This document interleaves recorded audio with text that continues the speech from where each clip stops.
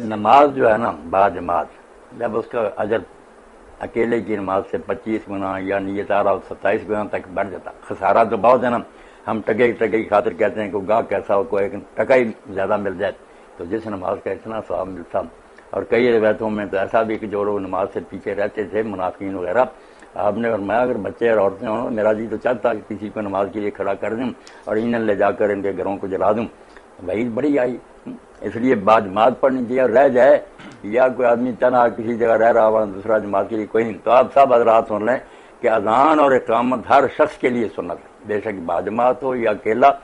باجماعت ہو تو ایک ہی اذان اور اقامت کافی ہے، ورنہ ہر آدمی ذمہ دار ہے کہ جب وقت نماز کا آئے تو فرض ادا کرنے سے پہلے اذان کے کلمے دہرائے، بے شک آہستہ آواز، بعد میں دعا کرے اور پھر اس کے بعد تکبیر کہہ کر نماز پڑھے. انشاءاللہ نا اللہ تعالیٰ 2 فرشتے تو اس کے پیچھے کھڑا کر دے گا نا، اذان کہے گا تو پھر انگنت فرشتے ہوں گے اس کے پیچھے سب.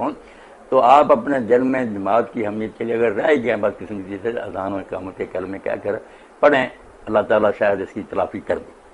کوتاہی بڑی ہے، بالکل نا فرض جماعت سے پڑھنے چاہیے. دیکھیے جب کوئی چیز روایتوں کے اندر آتی ہے تو اہل علم کا طریقہ یہ ہوتا ہے کہ وہ سارے مسئلے کا جائزہ لیتے ہیں. تو سارے مسئلے کا جائزہ لینے سے بعد یہ معلوم ہوتا ہے کہ نماز اگر آپ اکیلے میں پڑھتے ہیں یا گھر میں پڑھتے ہیں تو نماز ادا ہو جاتی ہے، لیکن مسجد میں جب آپ جات کے نماز پڑھتے ہیں تو یہ بہت اجر کا باعث ہے، اور بغیر کسی عذر کے آدمی کو گھر میں نماز نہیں پڑھنی چاہیے، مسجد ہی میں جا کے نماز پڑھنی چاہیے. یہ بہت باعث اجر ہے، بڑی فضیلت کی چیز ہے. یہ جو انہوں نے روایتیں نقل کی ہیں یہ خاص موقع کی ہیں. رسول اللہ صلی اللہ علیہ وسلم کے زمانے میں ایک زمانہ ایسا آ گیا تھا کہ جس میں منافقین کو بالکل الگ کیا جا رہا تھا اور منافقین کی تطہیر مقصود تھی. اس کے لیے بہت سے امتحانات سے گزارا گیا، جیسے غزوہ تبوک کے موقع پر بھی اللہ تعالیٰ نے فرمایا کہ یہ اسی لیے سفر کرایا گیا تھا کہ منافقین کو ہم الگ کرنا چاہتے تھے. اس موقع کے اوپر لوگوں پہ لازم کر دیا گیا تھا کہ وہ کسی حال میں گھر میں نماز نہیں پڑھیں گے، ایک پہلو. اور اس میں حضور نے یہ منافقین کو تہدید کرتے ہوئے الفاظ فرمائے تھے کہ جو لوگ اس طریقے سے باوجود اس کے کہ ان کو کہا گیا ہے کہ ہر حال میں آپ کو مسجد میں آنا ہے، ایک پہلو. دوسرا پہلو یہ ہے کہ اگر آپ کے محلے کی مسجد میں اللہ کا پیغمبر امامت کر رہا ہو اور اس کی طرف سے اذان دی جائے تو پھر کسی مسلمان کے لیے بھی گھر میں بیٹھنا کسی حال میں بھی جائز نہیں رہتا. تو یہ 2 چیزوں کو ملحوظ رکھیں. عمومی قانون وہی ہے کہ آپ کو نماز مسجد میں جا کے پڑھنی چاہیے. مسجد اسی لیے بنائی گئی ہے کہ آپ وہاں نماز پڑھیں، لیکن اگر کسی عذر کی وجہ سے آپ گھر میں نماز پڑھتے ہیں تو نماز ہو جائے گی. اور یہاں یہ بھی یاد رکھیں بخاری اور مسلم کی متفق علیہ حدیث ہے کہ جو مرد گھروں میں نماز پڑھ لیتے ہیں اور مسجد میں نہیں آتے، آپ صلی اللہ علیہ وسلم نے فرمایا کہ میرا دل کرتا ہے کہ میں اپنی جگہ کسی اور کو امام مقرر کروں اور ان لوگوں کے گھروں کو آگ لگا دوں جو مسجد میں آ کے جماعت کے ساتھ نماز ادا نہیں کرتے، اگر مجھے عورتوں اور بچوں کا خیال نہ ہو. یہ رحمت للعالمین صلی اللہ علیہ وسلم کا گاڑا فتویٰ ہے جو سارے جہان کے لیے رحمت ہے. لیکن اللہ تبارک و تعالیٰ کے حقوق کے معاملے میں آپ صلی اللہ علیہ وسلم کسی کا لحاظ فرمانے والے نہیں ہیں. اور صحیح بخاری اور مسلم کی متفق علیہ حدیث ہے کہ جماعت کے ساتھ نماز کا ثواب 27 گنا ہے ایز کمپیئر ٹو کہ کوئی شخص اکیلے پڑھے. تو یہ ثواب ہے، لیکن جماعت کے ساتھ نماز پڑھنا اوبلیگیشن بھی ہے، فرض بھی ہے مرد کے لیے، عورت کے لیے نہیں ہے. ایک صحابی نے عرض کیا تھا کہ یا رسول اللہ صلی اللہ علیہ وسلم میں نابینا ہوں، مجھے نظر نہیں آتا، اجازت ہے گھر میں نماز پڑھ لوں؟ تو میرے کریم علیہ السلام نے فرمایا تیرے کانوں میں اذان کی آواز جاتی ہے؟ حضور جاتی ہے. فرمایا پھر گھر نہ پڑھ، پھر مسجد آ کے پڑھ، پھر تو مسجد میں آیا کر، تو نماز پڑھا کر، تیرے کانوں میں آواز جاتی ہے لہذا تو مسجد میں آیا کر، یہاں آ کے نماز پڑھا کر. بہت سارے لوگ ہیں عدم دلچسپی. ہاں گھر میں بھی نماز پڑھنی چاہیے. مشکات میں حدیث ہے نبی پاک علیہ السلام نے فرمایا اپنے گھروں میں مسجد بناؤ، یعنی ایک جگہ مخصوص کرو ہاں جہاں صرف نماز پڑھی جائے. فرمایا اپنے گھر میں مسجد بناؤ اور کچھ حصہ نماز کا گھر میں بھی پڑھا کرو، کچھ نوافل، کچھ سنتیں، کچھ حصہ گھر میں بھی نماز کا پڑھا کرو. فرمایا اپنے گھر کو قبرستان نہ بناؤ. اس کا مطلب ہے جس گھر کے اندر نماز نہ پڑھی جائے بالکل، اس گھر میں سارے زندے لوگ بھی رہتے ہوں تو گھر قبرستان. دیکھیں فقہ حنفی کی روشنی میں ہر عاقل بالغ مسلمان مرد پر جماعت کے ساتھ نماز پڑھنا واجب عین ہے. یعنی واجب ہے، ہر کے ساتھ سے تعلق ہو گیا، واجب عین ہے، یعنی ہر مرد کو جا کے مسجد میں نماز ادا کرنی ہوگی. اور اگر گھر پہ پڑھیں گے تو ترک واجب ہوگا، اور ترک واجب گناہ ہوتا ہے.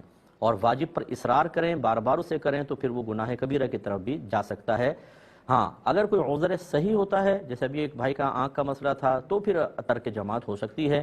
لیکن اگر مسجد بہت زیادہ دور نہیں ہے، آرام سے جا سکتے ہیں، اور کوئی شرعی عذر بھی نہیں ہے، تو پھر یاد رکھیں سستی کر کے گھر پہ نماز پڑھیں گے تو گناہگار ہوں گے.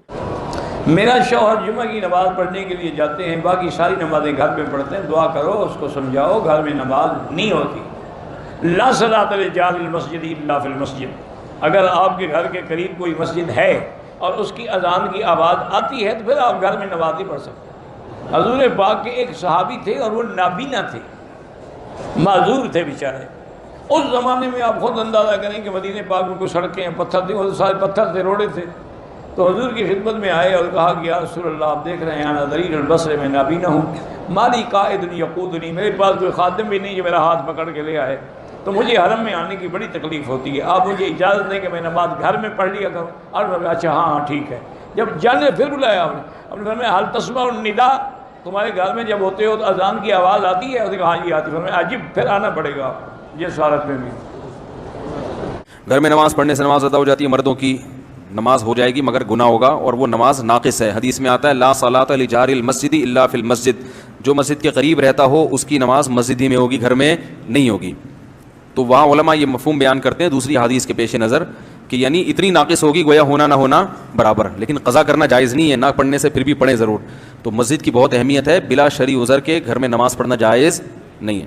نماز قائم کرو، قائم کرنے کے کیا معنی ہے؟ قائم کرنے کے معنی یہ ہے کہ ایک تو جماعت سے پڑھی جائے نماز، تنہا نہیں بلکہ جماعت سے، مسجد میں آ کر۔ یہ جماعت کی نماز یعنی مسجد میں آ کر جماعت سے نماز ادا کرنا مردوں کے لیے یہ تقریباً واجب ہے، سنت مؤکدہ۔ فقہاء کرام فرماتے ہیں، ذرا ہمارے لیے تھوڑی سی نرم الفاظ استعمال کیے ہیں فقہاء کرام نے کہ سنت مؤکدہ قریب بواجب ہے، سنت مؤکدہ لیکن واجب کے قریب قریب، یعنی بلا عذر جماعت کی نماز چھوڑنا اور گھر میں پڑھ لینا مردوں کے لیے یہ گناہ ہے، اور اس سے نماز کا فریضہ تو چاہے سر سے اتر گیا لیکن جماعت ترک کرنے کا گناہ ہوگا۔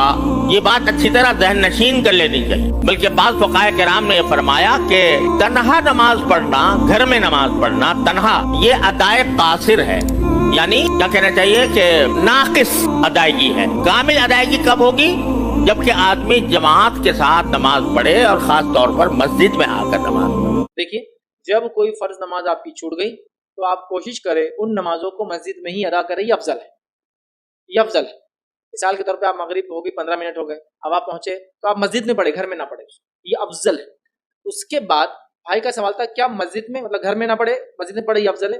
کیا مسجد میں اکیلا پڑھوں گا تو کیا 25 ملیں گا؟ تو یاد رکھیے وہ با جماعت نماز کے لیے 25 سے 27 زیادہ ہے، فردی نہیں۔ لیکن گھر کے مقابلے میں مسجد کی نماز افضل ہے، اور مسجد کے اندر با جماعت افضل ہے، ٹھیک ہے۔ اور با جماعت اگر پڑھتے ہیں تو 25 سے لے کر 27 زیادہ ملتا ہے، جو عام طور سے اکیلے پڑھنے میں ملتا ہے۔ با جماعت ہو کر تو جماعت سے ہو، یاد رکھیں۔ لیکن یہاں ایک چیز آپ کو ہو سکتی ہے، وہ یہ کہ اگر آپ کی شدت کے ساتھ یہ نیت تھی کہ با جماعت پڑھوں اور جماعت نہیں ملی تو علماء لکھتے ہیں انشاءاللہ جس نیت کی وجہ سے آپ کو اجر ملے، کتنا واللہ اعلم۔ جو شخص بغیر عذر کے گھر میں نماز پڑھے اس کے لیے جائز نہیں ہے۔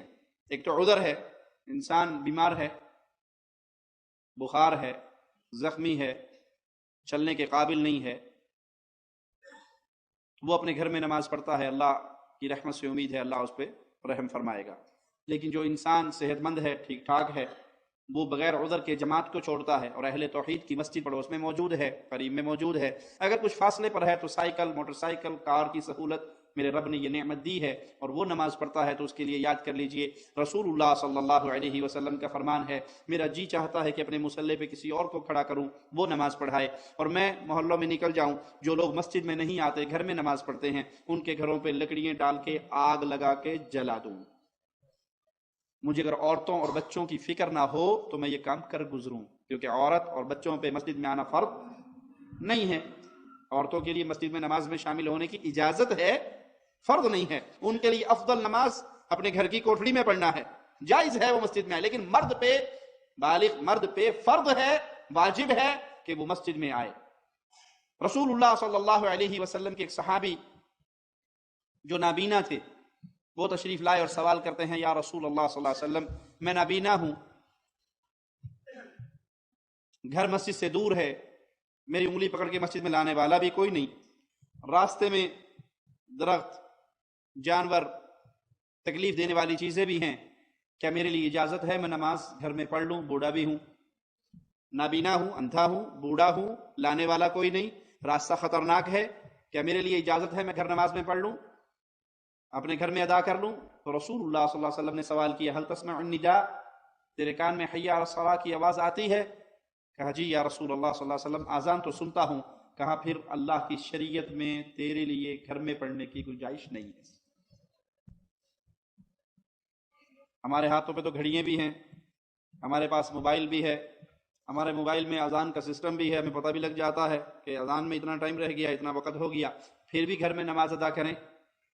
ये बहुत खतरनाकी वाली बात है। इसी लबो लहजे की एक और हदीस भी है, ला सलाता लिजारिल मस्जिद इल्ला फी मस्जिद, मस्जिद के पड़ोसी की नमाज ही नहीं है मगर है तो मस्जिद में है। जो मस्जिद के पड़ोस में रहता हो वो उसे मस्जिद में ही नमाज पढ़नी है। अब ये ला सलाता इल्ला बिफातिहतिल किताब, ला सलाता लिजारिल मस्जिद इल्ला फी मस्जिद, ये दोनों हदीसें क्या एक ही वजन को पहुंचा रही हैं? यानी जो लोग नमाज घर में पढ़ते हैं उनकी नमाजें बातिल हैं? नहीं, इत्मीनान से कहिए नहीं है।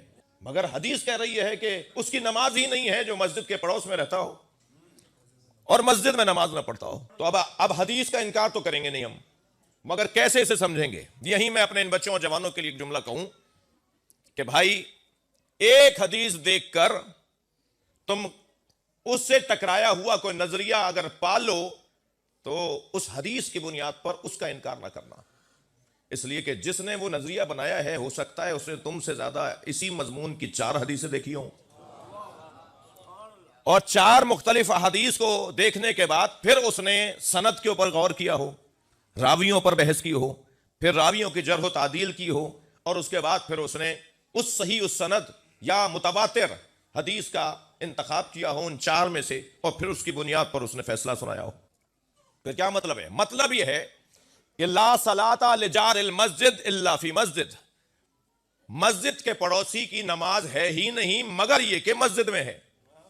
ये नफी है, नफी कमाल। कमाल की नमाज वो है जो मस्जिद में पढ़ी जाए, लेकिन अगर कोई मस्जिद में नहीं पढ़ रहा तो नमाज बातिल नहीं है। लेकिन ला सलाता इल्ला बिफातिहतिल किताब में नमाज बातिल है। वो मस्जिद में पढ़ने वाला नफी कमाल की तरफ रहनुमाई पाएगा, मस्जिद में न पढ़ने वाला। और जो सूरह अल-हम्द के बगैर पढ़ रहा है उसकी नफी हकीकत, नफी वजूद है, यानी उसकी नमाज वाकई नहीं है। उसकी नमाज है मगर बाकमाल होती अगर मस्जिद में पढ़ता, उसकी नमाज ही नहीं है अगर सूरह अल-हम्द नहीं पढ़ रहा।